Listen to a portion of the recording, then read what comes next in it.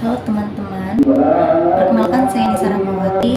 Di sini saya akan membahas tentang pendidikan kewarganegaraan penting untuk mahasiswa di perguruan tinggi.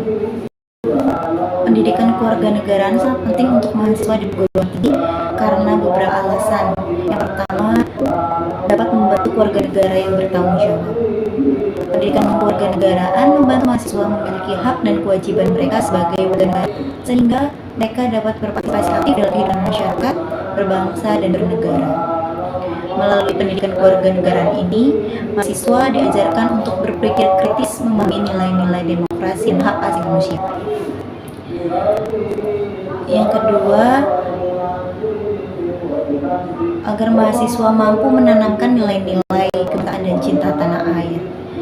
Pendidikan kewarganegaraan menumbuhkan rasa cinta tanah air, semangat nasionalisme, dan kesadaran akan pentingnya menjaga persatuan dan kesatuan negara. Pendidikan kewarganegaraan yang diberikan kepada mahasiswa berupaya untuk menyadarkan serta memiliki komitmen untuk tetap memiliki negara kesatuan Republik Indonesia, dan mampu membekali mahasiswa dengan pengetahuan dan keterampilan untuk berpartisipasi dalam demokrasi. Pendidikan kewarganegaraan membekali mahasiswa dengan pengetahuan tentang sistem pemerintahan, proses politik, dan hukum, sehingga mereka dapat berpartisipasi secara cerdas dan bertanggung jawab dalam kehidupan demokrasi. Mahasiswa mampu memupuk sikap dan perilaku yang sesuai dengan nilai-nilai Pancasila, serta dapat menjadi sosok yang mengenal dan beradaptasi pada kehidupan politik lokal, nasional, serta internasional. Ada juga mampu membangun karakter mahasiswa yang berintegritas. Pendidikan kewarganegaraan ini membantu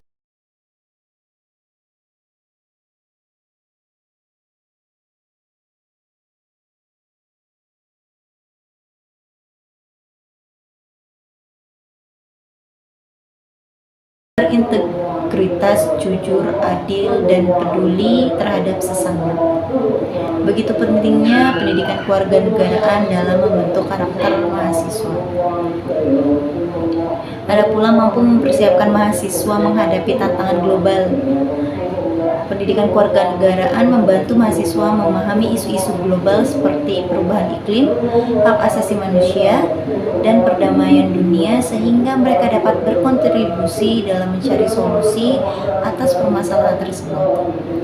Pemahaman isu-isu global, pengajaran kewarganegaraan di perguruan tinggi dapat membantu mahasiswa memahami isu-isu global seperti perubahan iklim, migrasi, perdagangan internasional, dan konflik antar bangsa. Hal ini penting dalam konteks globalisasi dan interkoneksi dunia. Kesimpulannya, pendidikan kewarganegaraan bukan hanya sekedar mata kuliah, tetapi juga merupakan bagian penting dari pendidikan karakter dan pembentukan warga negara yang cerdas, bertanggung jawab, dan berintegritas. Dengan demikian, mahasiswa dapat menjadi generasi penerus bangsa yang mampu membawa Indonesia ke arah yang lebih baik. Bagaimana ilmu pendidikan kewarganegaraan dan nilai-nilai demokrasi dapat diterapkan di kehidupan sehari-hari? Ilmu pendidikan kewarganegaraan dan nilai-nilai demokrasi dapat diterapkan dalam kehidupan sehari-hari melalui berbagai cara, baik dalam lingkungan keluarga, masyarakat, maupun negara. Berikut beberapa contoh penerapannya. Yang pertama, dalam lingkup keluarga.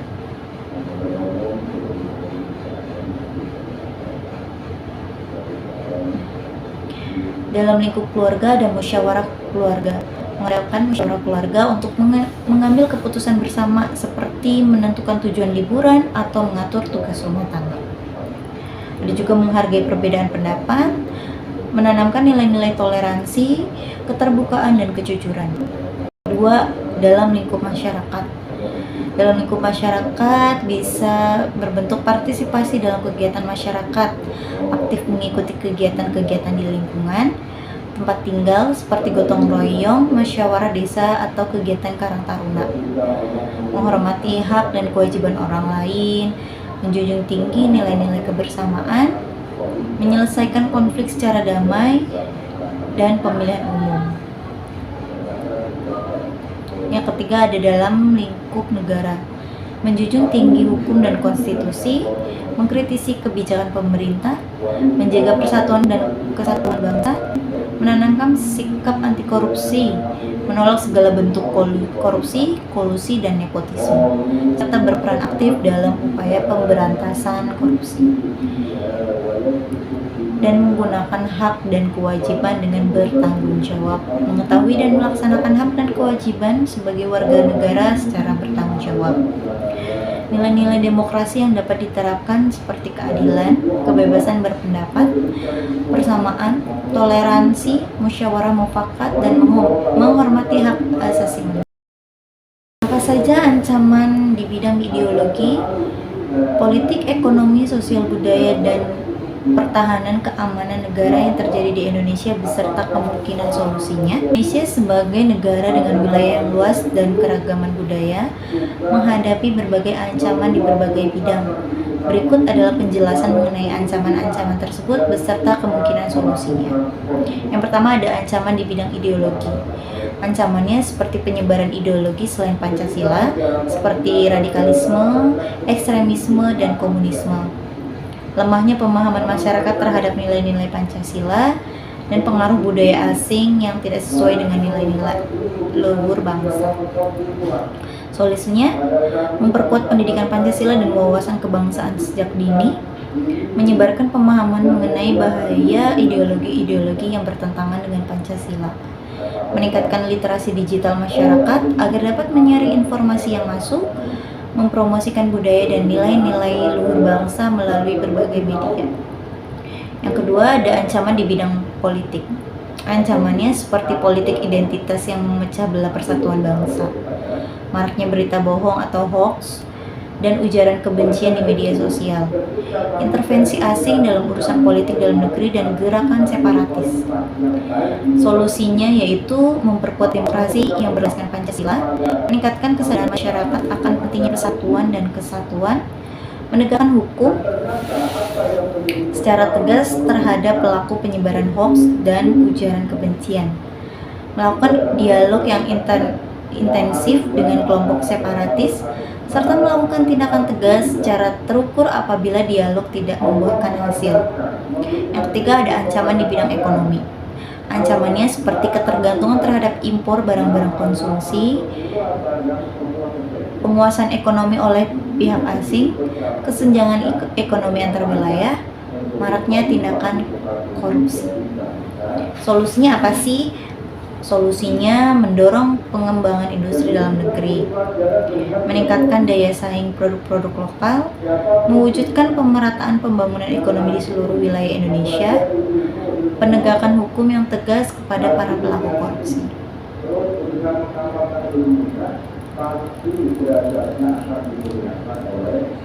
Yang keempat ada ancaman di bidang sosial budaya. Ancamannya itu seperti masuknya budaya asing yang tidak sesuai dengan nilai-nilai luhur bangsa, menurunnya rasa nasionalisme dan patriotisme di kalangan generasi muda, konflik antar suku, agama, ras, dan antar golongan atau sara, dan penyalahgunaan narkoba.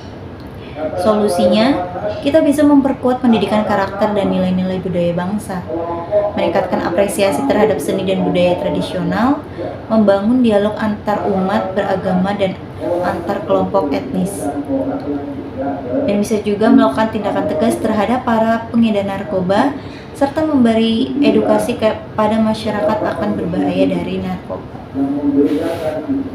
Yang kelima ada ancaman di bidang pertahanan dan keamanan. Ancamannya seperti terorisme dan radikalisme, kejahatan cyber, konflik perbatasan, dan ancaman dari luar berupa agresi militer.